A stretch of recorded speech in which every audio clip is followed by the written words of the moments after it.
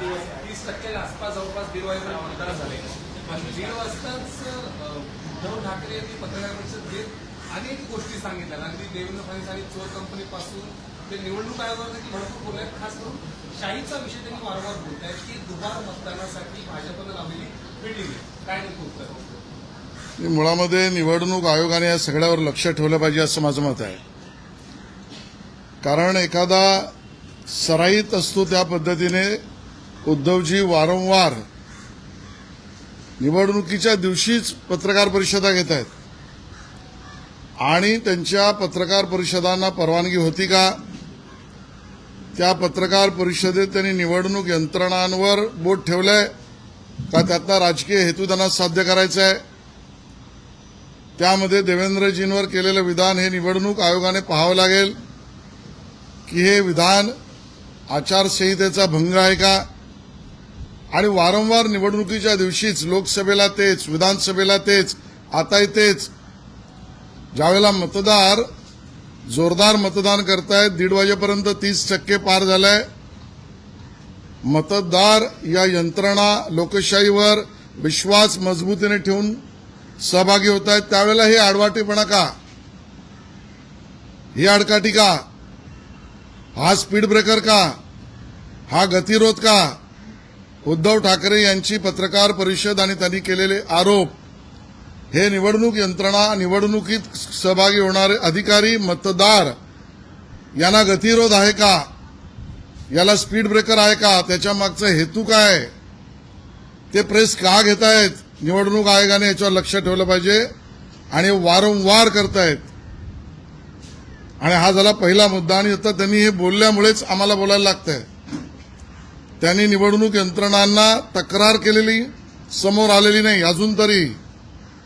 ते थेट वार्ताहर परिषद घेत आहेत हेही समजू शकलो असतो. अजून तरी त्यांनी यंत्रणांकडे लेखी तक्रार केली आहे, ईमेल केलाय, काही समाज माध्यमांवर पाठवलं आणि मग त्याचं उत्तर नाही आलं, मग पत्रकार परिषद घेतली आहे, वार्ताहर परिषद घेतली आहे. नाही.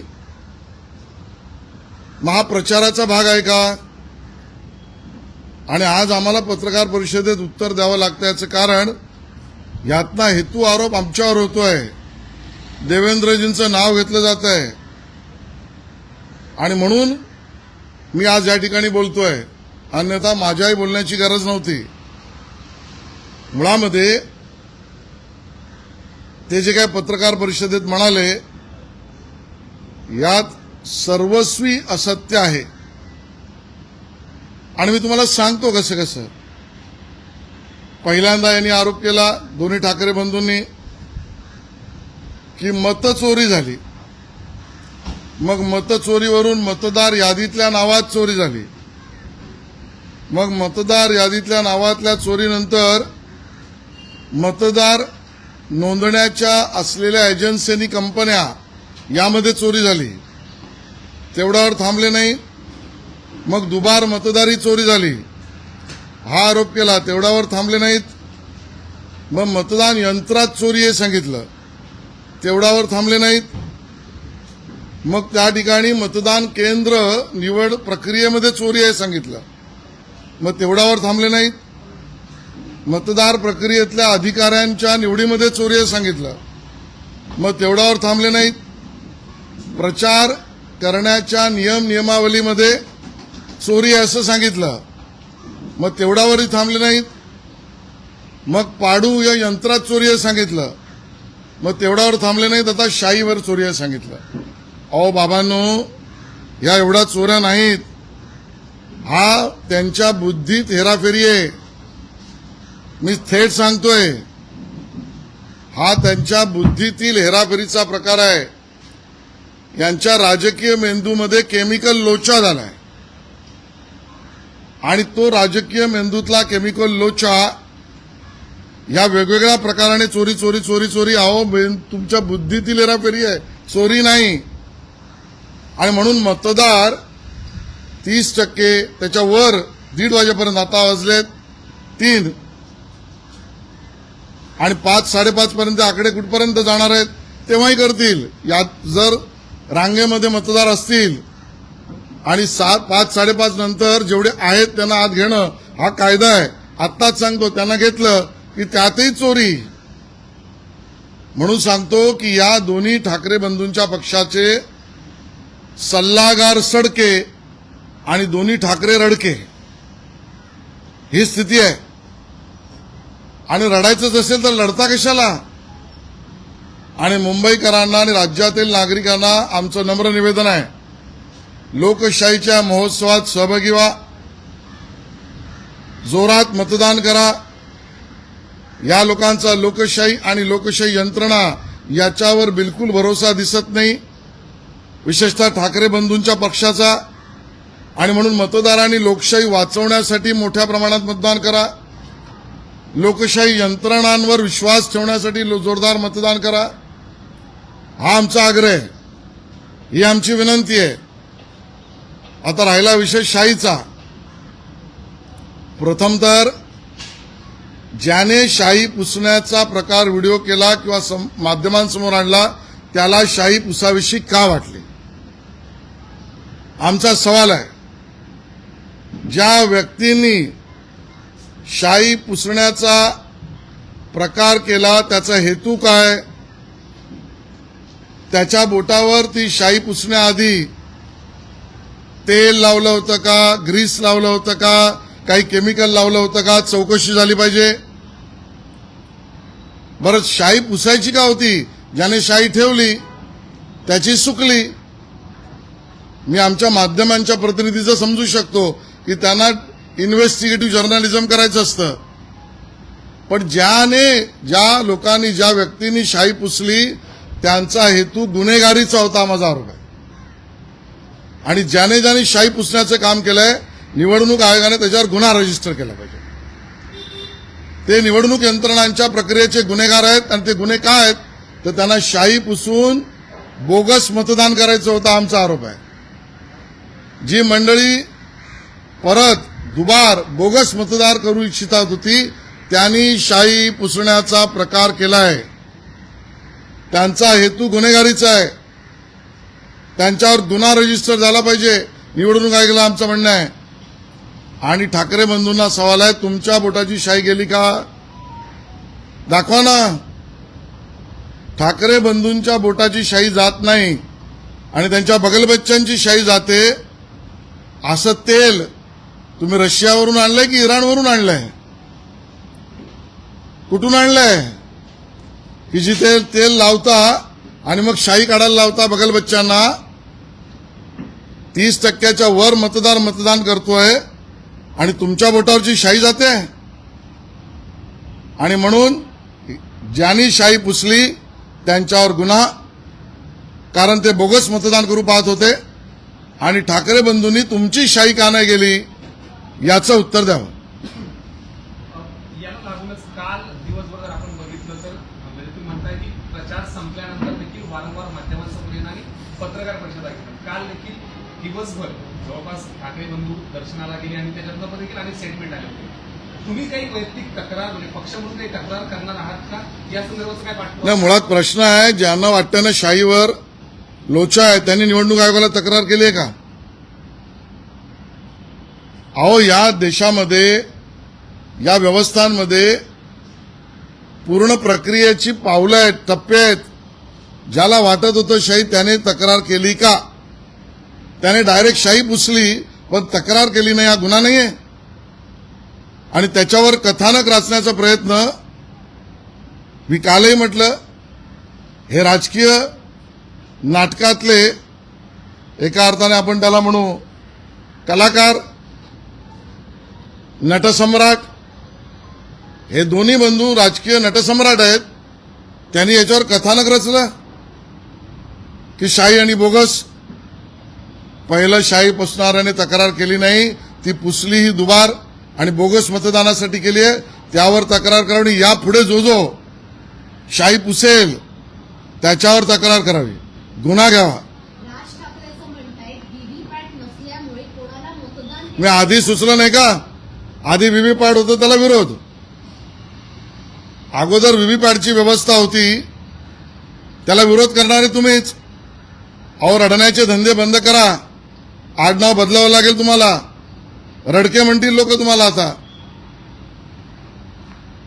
देवेंद्र फडणवीस आणि निवडणूक आयोग जर हे सगळं नाकारत असेल शाही पुस्तक गेली म्हणजे, तर या दोघांचीही मिलीभगत मग त्यांची शाही का नाही पुसली गेली हा माझा प्रश्न आहे. उद्धवजी ठाकरे, राज ठाकरेजी, तुमची बोटावरची शाही ही का पुसली गेली नाही? त्यांचं म्हणणं आहे की मी पण पुसून बघणार आहे ती शाही. हा, मग पुसा दुबार मत आणि मग या आणि मग तक्रार पहिली करा. हवेत गोळीबार करू नका. आधी 2-3 दिवसांपासून बघितलं तर प्रत्येक निवडणूक आयोगाच्या गोष्टीवर आत्ता आक्षेप घेतला जातोय, जो की आधी घेणं अपेक्षित होतं. मग ते पाडू मशीन बद्दल असेल, प्रचाराच्या वेळी शेवटच्या दिवसापर्यंत फिरतायत, एखादा तो नियम जुनाच आहे. याच्यावर देखील, कारण आम्ही देखील 12-17 बघितलं. तुम्ही कसं बघताय, वारंवार या गोष्टी हायलाईट केल्या जात आहेत, ऐन मतदाना दिवशी देखील थांबत नाही. ते मी तुम्हाला सांगितलं ना, गतिरोध आहे. मतदान प्रक्रिया, मतदारांची इच्छा, मतप्रक्रियेत सहभागी असलेले अधिकारी या सगळ्यावर गतिरोध म्हणून हे काम करतायत. आणि म्हणून यांनी पहिली ही तक्रार त्यांची आहे ती रजिस्टर केली होती का? आणि मी सांगितलं यांचे सल्लागार सडके आणि हे रडके. मुंबईकर रडक्यांच्या बरोबर जाणार नाहीत, राज्यातील मतदार रडक्यांबरोबर जाणार नाही. आम्ही लढणारे आहोत. तुम्ही आज सकाळपासून फिरताय, अनेक भागांमध्ये तुम्ही फिरताय, या सगळ्या गोष्टीचा परिणाम भाजप महायुतीच्या उमेदवारांवर किंवा मतदानावर होतोय असं वाटतंय प्रत्यक्ष? मला वाटतंय की या विषयावर मी राजकीय विधान आज करणार नाही. त्यांनी निवडणूक आयोगावर प्रश्न विचारले, तेवढ्यापुरता मी माझा मुद्दा दिलेला आहे. त्याची उत्तर त्यांना द्यायला लागतील. विनोद तावडे यांनी स्वतः सांगितलंय की निवडणूक आयोगाची जर चूक असेल शाही संदर्भात तर त्यांनी ती सुधारावी. स्वतः विनोद तावडे. त्यांनी निवडणूक आयोगाला म्हणणं मांडणं त्यांचा अधिकार आहे. ठाकरेंनी निवडणूक आयोगाकडे तक्रार केली आहे का? निवडणूक आयोगाशी संवाद करा. प्रेस कॉन्फरन्सेस, वार्ताहर परिषद घेऊन कथानक उभं करून राजकीय नटसम्राट, ही तुमची भूमिका आहे ठाकरे बंधूंची. आणि म्हणून तुम्ही रडके आहात, हे आमचा आरोप आहे. संजय शिरसाट यांनी देखील हे वक्तव्य केलेलं आहे की शाही लावण्याऐवजी मार्कर पेन लावलेला आहे. ही निवडणूक आयोगाची चूक आहे. निवडणूक आयोगाशी कोणीही बोलू शकतं, त्याला मतदान आहे. त्याच्यावर कथानक रचून प्रचार करणं हा गुन्हा आहे.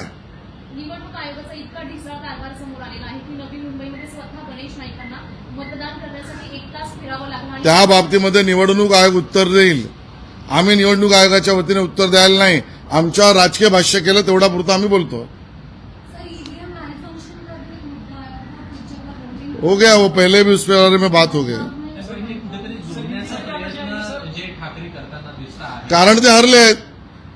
त्यांना लक्षात येत आहे दोन्ही ठाकरे बंधूंना. मी आज सांगतो, मी सांगितल्यावर मला माहिती आहे काय बोलतील. तुम्ही मॅनेज केलंय तरी मी सांगतो, मुंबईतल्या 227 जागांपैकी किमान 50 ठिकाणी त्यांचं डिपॉझिट जाणार आहे, दोन्ही पक्षांचं. पण आज मला राजकीय विधानं करायची नाहीत. मतदार आणि मतदार केंद्र यावर मतदारांनी मोठ्या प्रमाणात यावं, लोकशाही महोत्सवात सहभागी व्हावं, मतदानाचा अधिकार बजावा. लोकशाहीसाठी आणि लोकशाही यंत्रणांसाठी आतापर्यंत 30% वर केलं. अजूनही मतदान करा ही नम्र विनंती. धन्यवाद. चलो तुम्ही परत काय काय विचार तुम्ही राजकीय बोलत जाता मग आमचं. उद्धव ठाकरे ने एक प्रेस कॉन्फ्रेंस किया था और कहा कि शाही जो लगाई जा रही है वो मिट रही है. आपका क्या है? पहली बात तो हम ये बताना चाहते हैं, निवडणूक आयोग इसके ऊपर ध्यान दे. हर बार बार लोकसभा, विधानसभा, कॉरपोरेशन चुनाव के दिन, वोटिंग वाले दिन उद्धव ठाकरे जी प्रेस कॉन्फ्रेंस लेते हैं. ये बार बार निवडणूक प्रक्रिया के अंदर उनका हेतु क्या है प्रेस कॉन्फ्रेंस लेने का? ये हेतु, ये उद्देश्य क्या है, वो सामने आना चाहिए. जिस तरीके की बयानबाजी हो रही है उसके ऊपर राजकीय टिप्पणी हो रही है. क्या ये आचार संहिता और आचार संहिता का भंग इसमें आता है क्या? निवडणूक आयोग इसके ऊपर ध्यान दे. और हमारा सवाल है, ये समस्या या ये विषय जो रख रहे हैं वो सरासर असत्य है.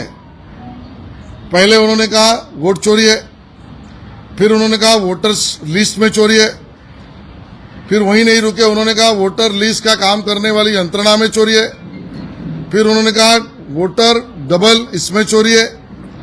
फिर वोटिंग सेंटर चयन करने में चोरी है, फिर कहा वोटिंग सेंटर पे काम करने वाले अधिकारियों के नियुक्ति में चोरी है, फिर उन्होंने कहा कि भाई ये जो पड़ू या पाड़ू ये मशीन लाया उसमें चोरी है, और अभी शाही में चोरी है।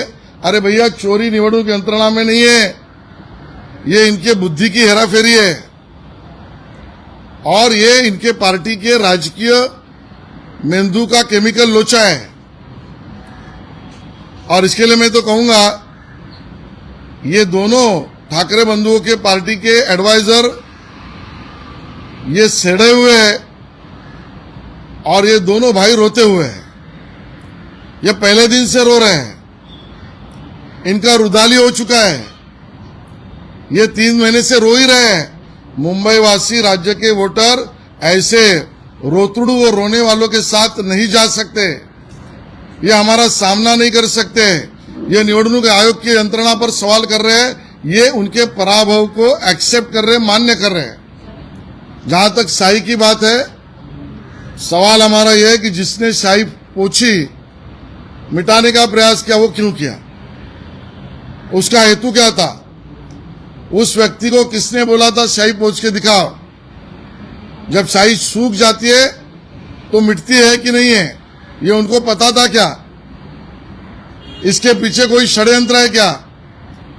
मैं समाज माध्यम मीडिया के लोगों को मान सकता हूं, उनको इन्वेस्टिगेटिव जर्नलिज्म करना पड़ता है, लेकिन जिस व्यक्ति ने ये शाही को पूछा उसने उसके पहले ऑयल या ग्रीस लगाया था या केमिकल लगाया था, बाद में शाही पोछने के लिए लगाई थी क्या? इन्वेस्टिगेशन होना चाहिए। ठाकरे बंधुओं की शाही क्यों नहीं गई? उनके उंगली पे शाही रह सकती है, लेकिन उनके बगल बच्चों की उंगली की मिटती है। इसके पीछे षड्यंत्र है क्या?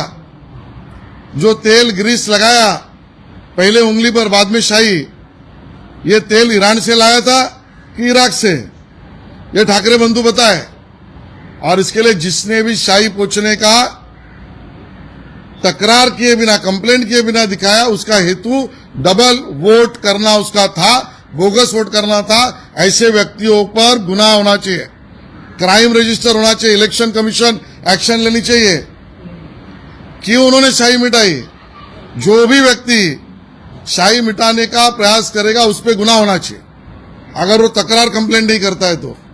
और ठाकरे बंधु बताए उनकी शाही क्यों रही, वो क्यों नहीं मिटी। धन्यवाद।